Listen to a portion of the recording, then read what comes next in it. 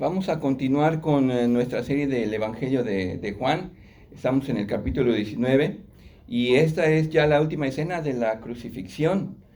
El Señor ha dado ya, si ustedes recuerdan, el grito de victoria. Consumado es. Y como un acto soberano de su voluntad, el Señor entregó el Espíritu al Padre. Y así es donde nos quedamos con el cuerpo ya muerto de nuestro Señor colgando de esa cruz. Vamos a continuar entonces a partir del versículo 31, capítulo 19, versículo 31, vamos a abarcar hasta el versículo 37. Entonces, si tienen ahí abiertas sus Biblias, por favor, en el capítulo 19 de Juan, vamos a leer, dice la palabra de Dios.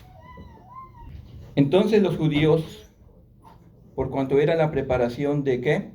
Pascua. De la Pascua, a fin de que los cuerpos no quedasen en la cruz en el día de reposo, pues aquel día de reposo era de gran solemnidad, rogaron a Pilato que se les quebrasen las piernas y fuesen quitados de allí. Vinieron pues los soldados y quebraron las piernas al primero, y asimismo al otro que había sido crucificado con él. Mas cuando llegaron a Jesús, como le vieron ya muerto, no le quebraron las piernas. Pero uno de los soldados le abrió el costado con una lanza, y al instante salió sangre y agua. Y el que lo vio, ¿quién es? Juan. Da testimonio, y su testimonio es verdadero. Y él sabe que dice verdad, para que vosotros también creáis, porque estas cosas sucedieron para que se cumpliese la escritura: no será quebrado hueso suyo. Y también otra escritura dice: mirarán al que traspasaron. Así entonces el título de este mensaje es la segunda parte, la grandeza de Jesús en su muerte, y como subtítulo, su costado es traspasado. Y hay una gran enseñanza que tenemos en esta sección, y especialmente en este acto del soldado que perforó el costado de nuestro Señor Jesús. Ya vamos a hablar de eso entonces conforme vamos siguiendo la narración. El primer encabezado el día de hoy lo tenemos ahí en el versículo 31, la falsa religiosidad de los líderes judíos. Dice entonces el versículo 31, entonces los judíos, por cuanto era la preparación de la Pascua. ¿Recuerdan? ¿Qué celebraban los judíos en la Pascua? La liberación de Egipto. Exactamente. A fin de que los cuerpos no quedasen en la cruz en el día de reposo. Estamos ya en un viernes. Nuestro Señor murió en un viernes. Y los judíos ahora están preocupados porque el día siguiente es un día muy especial. Es el día de reposo. Pero no cualquier día de reposo, sino era la celebración de la Pascua. Entonces rogaron a Pilato que se les quebrasen las piernas y fuesen quitados de allí. Entonces tenemos aquí al grupo de líderes judíos, que son religiosos hasta los huesos, quienes, escuchen, motivados por la envidia y en base a mentiras, planearon la muerte de nuestro Señor Jesucristo. Los judíos tienen manchadas las manos de sangre. Sin embargo, están altamente preocupados por cumplir la ley ceremonial para no incurrir en una profanación grave del día de reposo. ¡Qué contradicción! Sus conciencias están muertas. Su preocupación mayor es guardar los aspectos externos de la ley, pero descuidaron totalmente el estado de sus corazones. Por esto el Señor les había confrontado con estas palabras ahí en Mateo 23, 27. Ay de vosotros, escribas y fariseos, hipócritas, porque sois semejantes a sepulcros blanqueados que por fuera a la verdad se ven hermosos, se muestran hermosos, mas por dentro están llenos de huesos muertos y de toda inmundicia. Y hermanos, aquí nosotros también debemos cuidarnos de este tipo de religiosidad, que se enfoca más en las formas externas de la religión, de la religiosidad, descuidando lo más importante para Dios, que es nuestro corazón. Entonces, tenemos que cuidarnos de no simplemente mostrar a la gente una cara, pero por dentro ser realmente otros, ¿no? Así que los líderes judíos quieren asegurarse de que los cuerpos de los crucificados fueran retirados, ¿cuándo?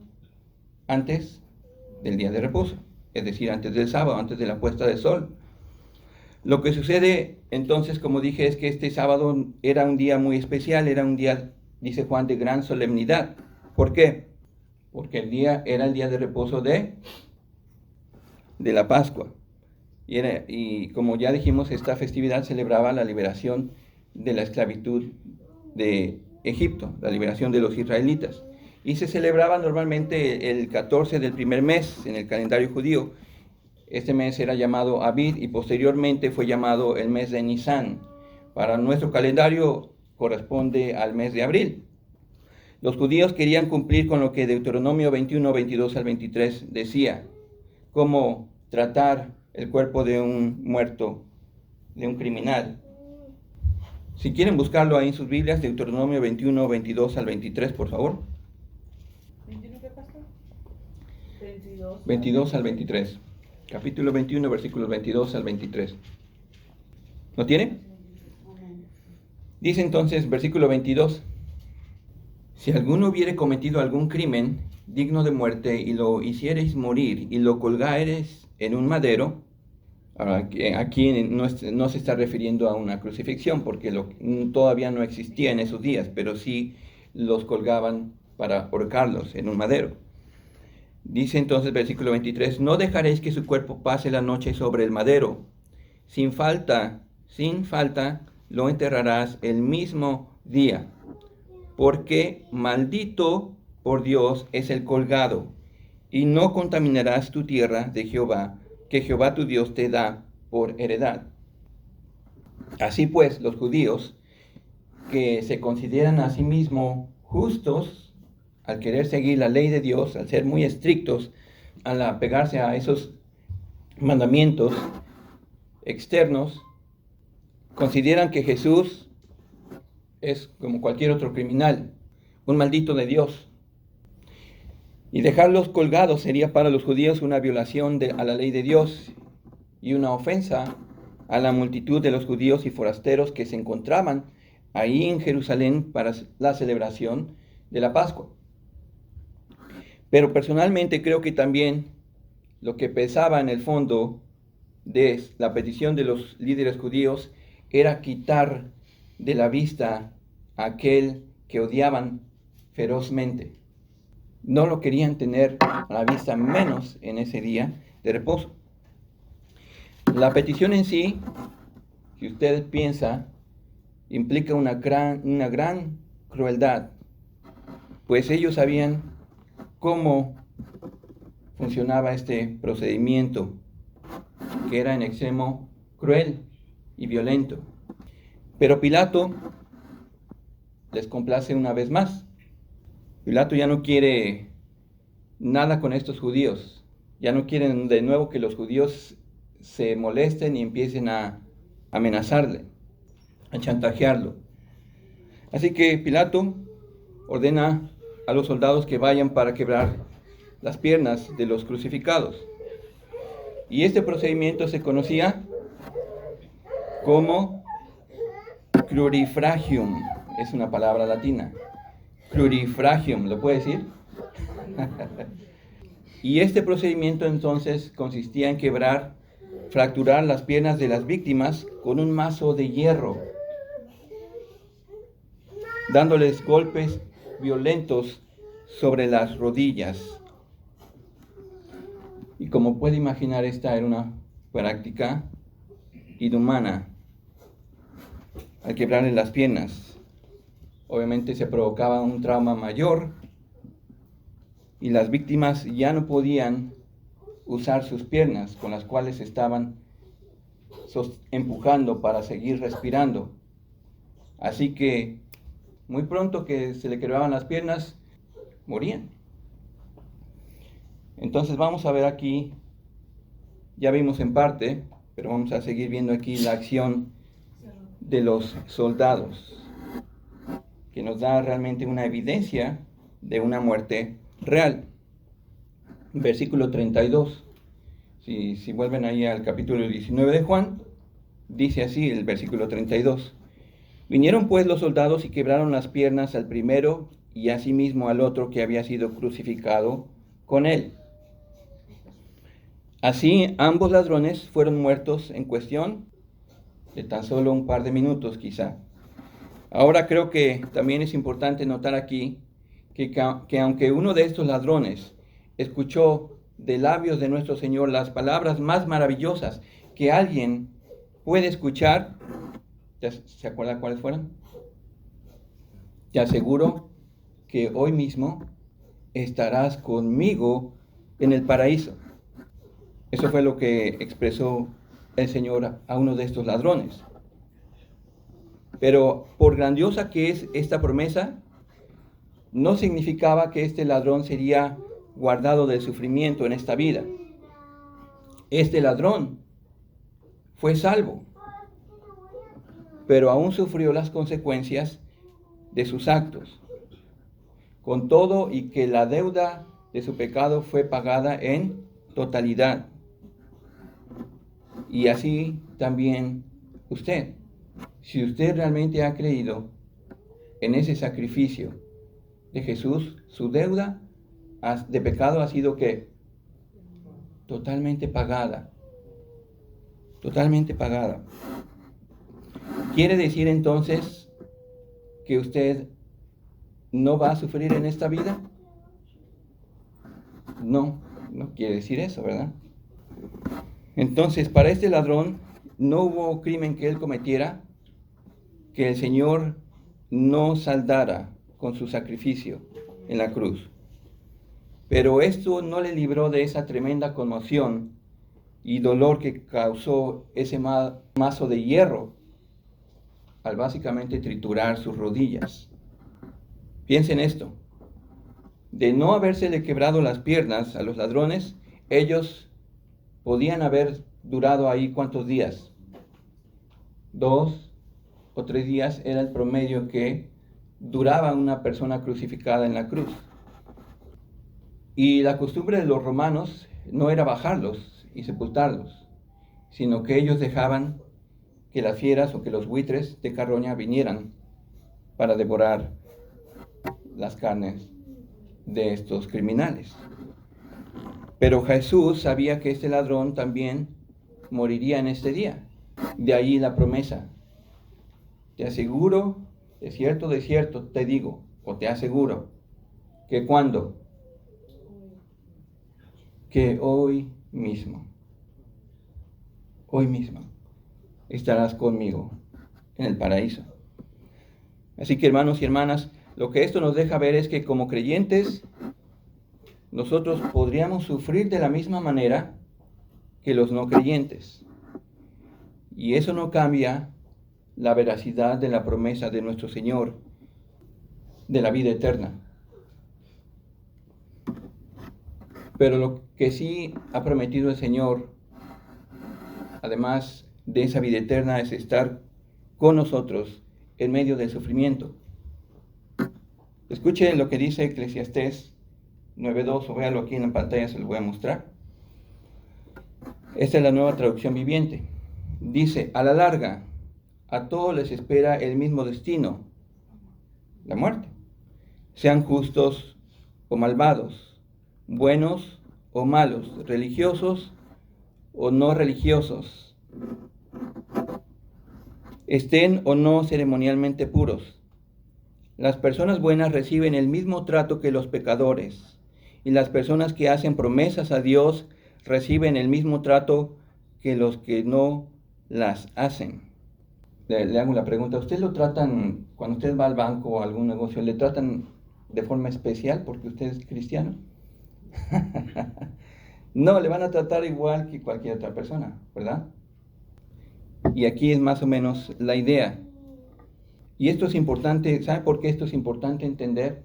Porque muchas veces como cristiano se piensa, si yo estoy siguiendo a Dios, si yo estoy tratando de obedecer a Dios, si yo he creído en Él y trato de obedecerle, ¿por qué estoy sufriendo esto o el otro o el otro o el otro? ¿No me debería de ir diferente? ¿Qué está pasando? Pues no, esté consciente de que la promesa del Señor no fue guardarnos en una burbujita para protegernos de cualquier mal que no nos toque, ¿verdad?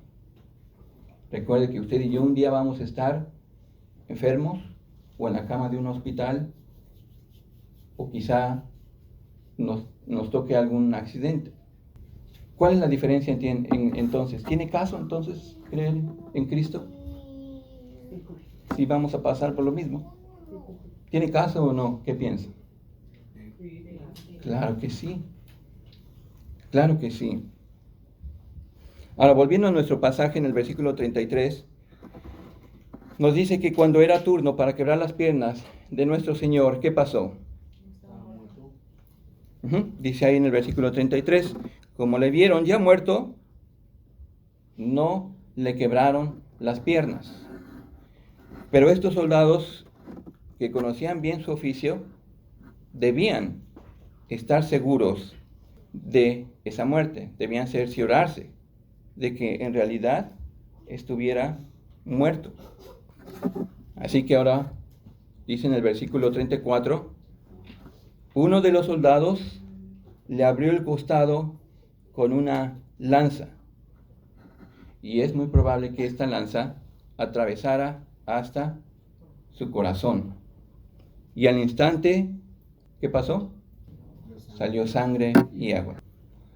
Juan menciona la salida de sangre y agua tan pronto y el soldado le perforó el costado como una prueba inequívoca de que Jesús sufrió una muerte real. De no haber estado muerto, se afirma médicamente que solo habría salido sangre. Ahora, aunque la muerte de Cristo fue un acto soberano de su voluntad y ocurrió en el momento que Él decidió entregar el Espíritu, justo después de que Él sabía que todo que todo estaba cumplido y lo selló con sus palabras, consumado es todo, todo está terminado, todo está completado. Eso no quitó el hecho de que las heridas y los sufrimientos del Señor en su cuerpo fueran reales. Y como dije, esto es al menos en parte lo que Juan está probando aquí, la muerte real de nuestro Señor.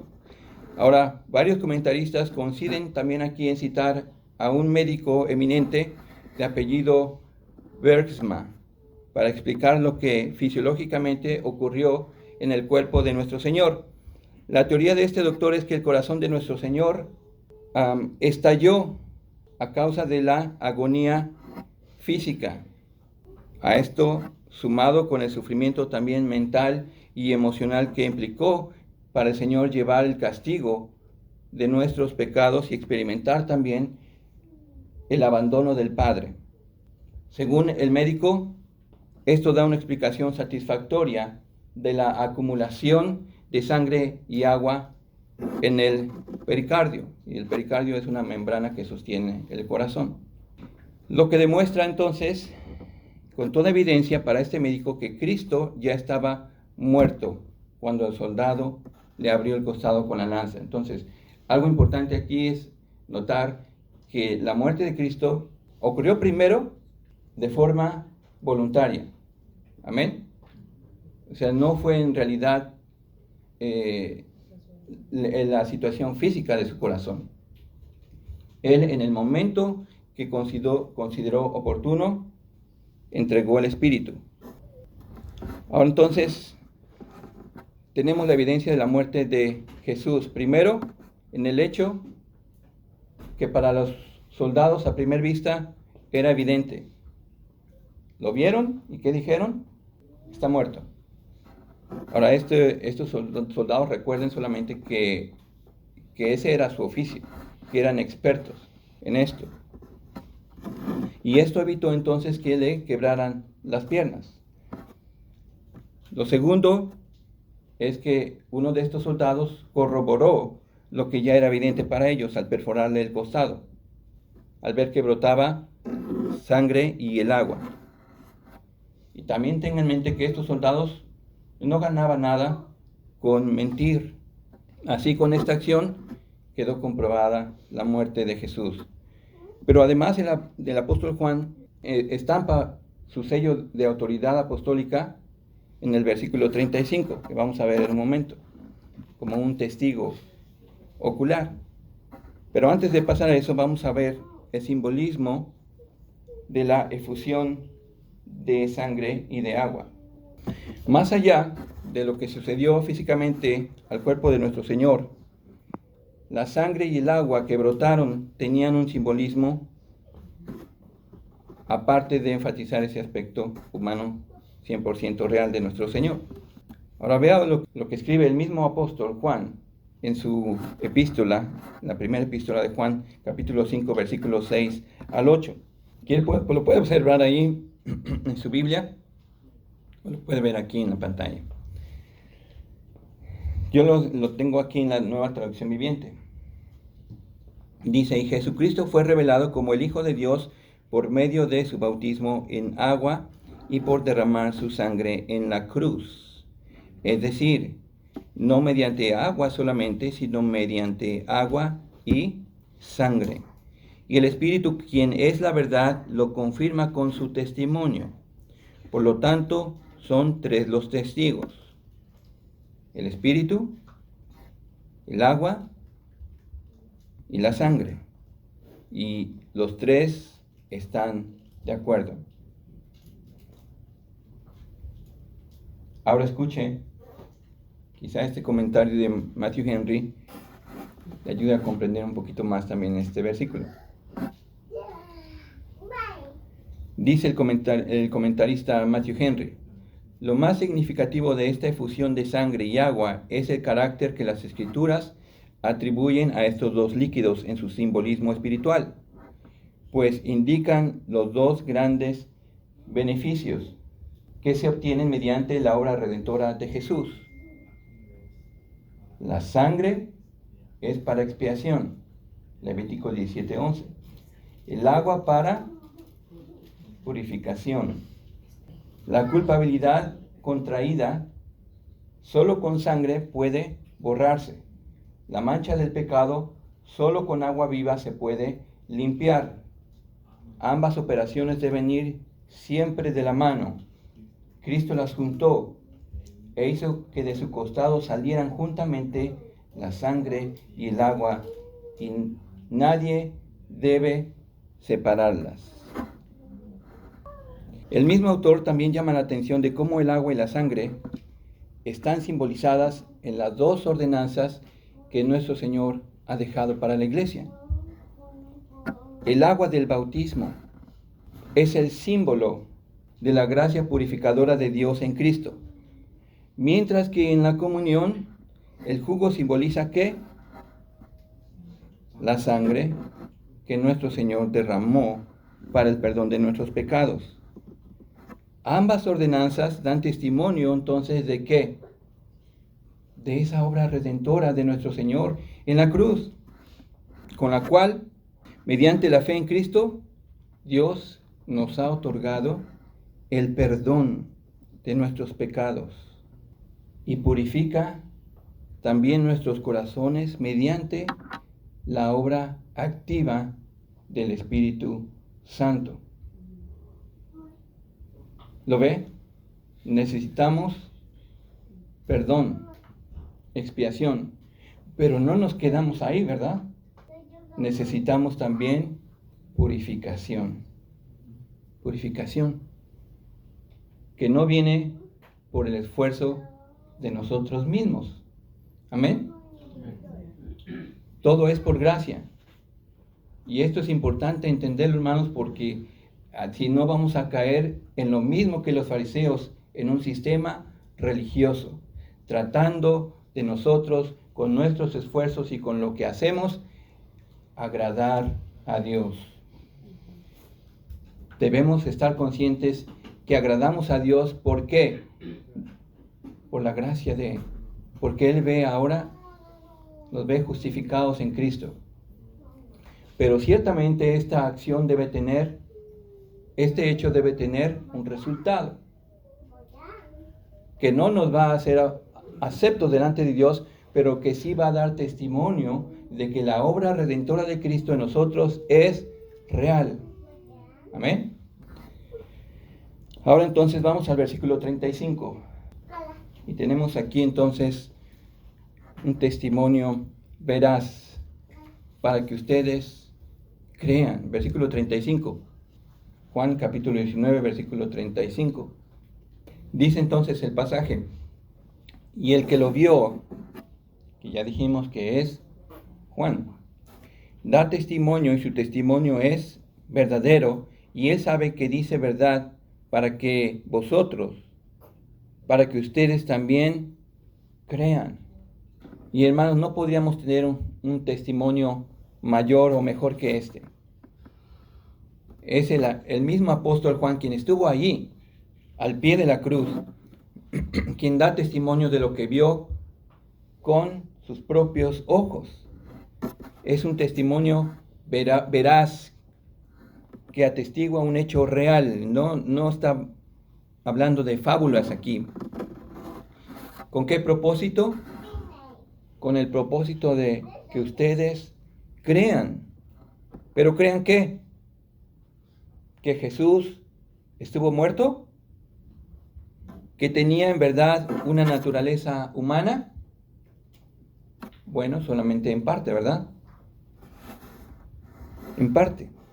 Porque esto en realidad refuta cualquier herejía, cualquier falsa enseñanza sobre la naturaleza de Cristo. Porque hay personas que enseñan que Jesús no tuvo un cuerpo real. O que las personas también, muchas personas proponen teorías de que Jesucristo en realidad no murió. Pero el hecho que está aquí Juan atestiguando de ese costado perforado y la sangre junto con el agua saliendo, dan testimonio de que fue una muerte real. Pero para Juan tiene un propósito más amplio. No solamente que creamos esos hechos, pero que veamos, que entendamos que esa sangre y esa agua que brotan de Jesús fue para el perdón de nuestros pecados, que es nuestra fuente de salvación, que es el manantial de vida eterna y gracia salvadora para todo aquel que cree. Pero Juan también señala, además, el testimonio de la Escritura, en versículo 36. Porque estas cosas sucedieron no como eventos casuales o por el azar, sino para que se cumpliese la Escritura que dice: no será quebrado hueso suyo. ¿Y a qué pasaje se está refiriendo? Hay varias referencias ahí. Si usted ve ahí su pequeña letrita, entre varios que están ahí está el Salmo 34:20.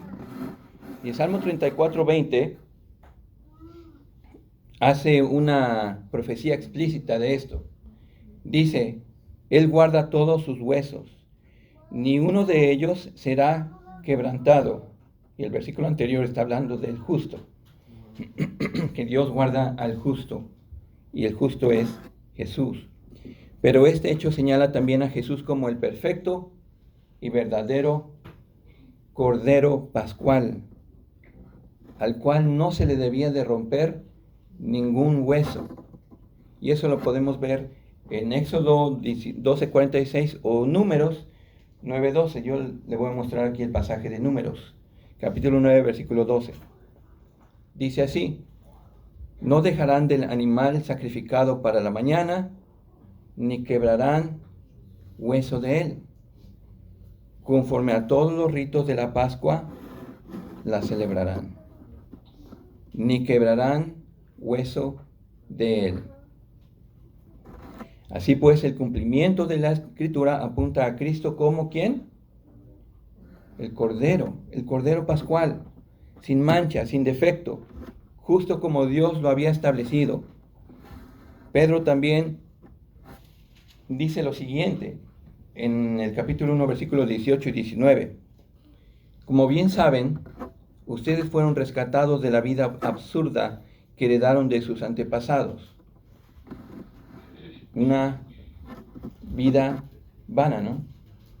Los judíos fueron heredando de sus antepasados precisamente su religión, el judaísmo. Pero ese judaísmo no era suficiente para alcanzar a Dios. Es similar con lo que pasa muchas veces hoy. Mucha gente está comprometida más con la tradición que con la verdad bíblica. Amén. Pero si se aferra a esa tradición, ¿qué va a hacer? Nada. Será vana.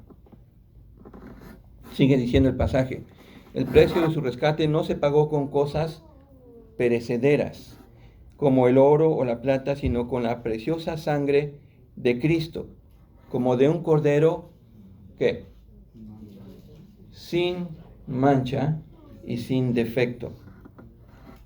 Ahora también el apóstol Pablo, en 1 Corintios, capítulo 5, versículo 7, afirma que Cristo es nuestro Cordero Pascual. Dice Pablo: límpiense de la vieja levadura para que sean una nueva masa, sin levadura, como en realidad lo son. Nuestra Pascua, que es Cristo, ya ha sido sacrificada por nosotros. ¿Qué pasaría si usted ve que los judíos comienzan nuevamente a celebrar la Pascua? Vuelven a esos sacrificios de los corderos. ¿Tendría algún sentido? No. ¿Por qué? Porque Cristo ya fue sacrificado por nosotros y Él es nuestra Pascua. Juan, entonces, al pie de la cruz, observó también el cumplimiento de otra profecía que puso ahí en el versículo 37. Y también otra escritura dice, ¿cómo dice? Uh-huh.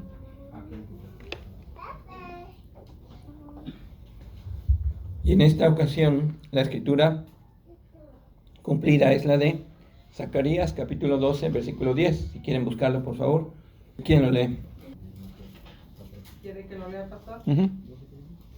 Y derramaré sobre la casa de David y todos los moradores de Jerusalén espíritu de gracia y oración, y mirarán a mí, a quien traspasaron y lloraron, como se llora por hijo unigénito, afligiéndose por él como quien se aflige por el progénito.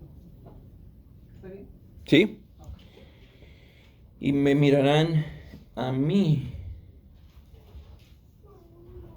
a quien han traspasado. ¿Y quién es ese a mí? Uh-huh. Pero aquí, si usted ve, obviamente estamos en el Antiguo Testamento y es Dios quien está hablando. Y se lamentarán por él, como quien se lamenta por un hijo único, y llorarán por él, como se llora por un primogénito. Ahora, cuando esta profecía dice, me mirarán a mí, a quien han traspasado, no se está refiriendo a los clavos que traspasaron sus manos y sus pies, sino se está refiriendo a esa lanza que traspasó su costado. Para algunos esta profecía apunta a una futura conversión de Israel en el segundo advenimiento de nuestro Señor. Dios les ha de conceder el arrepentimiento al ver a Jesús, a quien traspasaron, a quien rechazaron, clavándole en la cruz. Y esto va a producir en ellos una tristeza, un llanto. Y dice Zacarías, como si lloraran por un primogénito. Y este llanto, entonces, implica ese arrepentimiento verdadero que es para salvación. Pero también es algo que podríamos afirmar que Dios, en su gracia, ha concedido a los judíos, y no solamente a los judíos, pero también a los gentiles desde el inicio de la iglesia. Mediante el Evangelio y la obra del Espíritu, ha producido ese lamento, ese llanto en quienes por fe han entendido que ese hombre que derramó su sangre no era solo un hombre, sino que era Dios, que era el Mesías, Salvador. Y esto, por ejemplo, lo vemos en el capítulo 2 de Hechos, y se los voy a leer aquí ya para no quitarles mucho tiempo. Hechos, capítulo 2, versículos 36 al 38. Lo puede buscar si quiere, y ya me sigue, pero voy a avanzar. Hechos, capítulo 2, versículos 36 al 38 dice: sepa pues, ciertísimamente, toda la casa de Israel, que a este Jesús, a quien ustedes crucificaron, Dios le ha hecho Señor y Cristo. Al oír esto, versículo 37, dice, se compungieron de corazón y dijeron a Pedro y a los otros apóstoles: varones hermanos, ¿qué haremos? ¿Qué hicimos? Pedro les dijo: arrepiéntanse y bautícense cada uno de ustedes en el nombre de Cristo para el perdón de sus pecados y recibirán el don del Espíritu Santo. Así que si hoy tiene oportunidad de ver hacia la cruz y contemplar a aquel que ha dado su vida por usted, quien lo ha pagado todo, aquel de quien está brotando esa agua y esa sangre, y reflexiona usted sobre su necesidad del perdón y la pureza que necesita en su vida y la recibe por fe, entonces eso ha de producir en usted un sincero arrepentimiento, un profundo dolor al entender que ese sacrificio de nuestro Señor fue por usted. Fue por usted. Fue por mí. Fue por mí. Pero si rechaza creer en el sacrificio de Cristo, si rechaza esta única fuente de salvación, lo que se cumplirá en usted son las palabras de Apocalipsis 1:7. Búsquelo, por favor. Apocalipsis 1:7.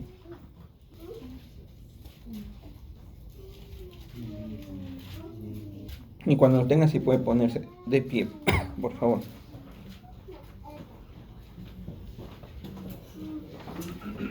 Dice así la palabra de Dios: he aquí que viene con las nubes, y todo ojo lo verá, y los que le traspasaron, y todos los linajes de la tierra harán lamentación por él. Sí, amén. La gran diferencia aquí es que el lamento para todos aquellos que le rechazaron ya no trae arrepentimiento. Lo único que trae ese lamento es un temor al castigo desolador que le espera por toda la eternidad si rechaza esta fuente de salvación en Cristo Jesús, únicamente. Amén. Así que la pregunta entonces para usted es: ¿en qué grupo está usted? ¿En aquellos que miran y su corazón es quebrantado, es dolido al entender que mis pecados son los que hicieron que Cristo estuviera en esa cruz y me llevan a un arrepentimiento genuino,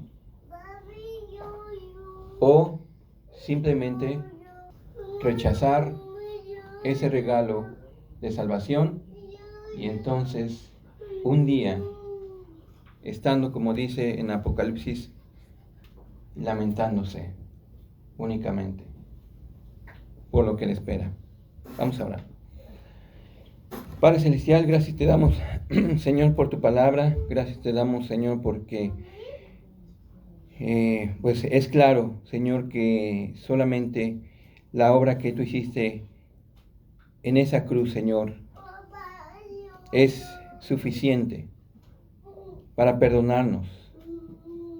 Señor, perdónanos porque muchas veces estamos tratando de nosotros agradarte como si fuéramos esos hijos que tratan de agradar a sus padres. Señor, es lo que muchas veces también hacen nuestros hijos. Están tratando de agradarnos con lo que hacen. Pero ayúdanos a entender, Señor, que si tú nos has hecho aceptos delante de ti, no es por nuestra buena moral, por nuestra buena conducta, Señor, porque hicimos buenas acciones, sino por esa sangre que brotó de nuestro Señor y Salvador, que nos ha cubierto. Y que esa agua, Señor, que significa, que simboliza tu gracia, Señor, al derramar tu Espíritu Santo en nosotros, es la que nosotros necesitamos, Señor, para mantener una vida obediente delante de ti. Reconocemos nosotros que no podemos en nuestras fuerzas obedecerte. Somos desobedientes, somos desleales, somos infieles. Perdónanos, Señor, y ayúdanos para que con tu gracia, con tu poder, Señor, podamos aferrarnos a ti, ver cada día, Señor, hacia esa cruz y ver esa sangre y esa agua brotando, Señor, y viéndonos a nosotros mismos como los beneficiarios de ese gran sacrificio de tu Hijo Jesucristo. Y entonces, Señor, responder con tu gracia para vivir cada día para ti, Señor. Ayúdanos, líbranos de vivir una vida religiosa como esos fariseos, como esos saduceos, Señor, que se enfocaban más en los aspectos externos, pero descuidaban el estado diario de sus corazones. Señor, tú les dijiste, ciegos, son guías de ciegos, que cuelan el mosquito, pero se tragan un camello. Señor, ayúdanos, porque en nuestro pecado, Señor, nosotros podríamos también tragarnos un camello y estar colando el mosquito. Ayúdanos a examinar nuestros corazones delante de ti, delante de tu palabra, y con tu poder, Señor, confesar y recibir, Señor, cada día la gracia que tú nos ofreces, a manos llenas. Te agradecemos, Señor, por este día. Pedimos bendición por cada uno de los que están aquí, que tú les lleves con bien a sus casas, a sus hogares, y que en la semana, Señor, no descuidemos nuestra vida y nuestra relación y nuestra comunión contigo. Lo pedimos en el nombre de nuestro Señor y Salvador Jesucristo. Amén.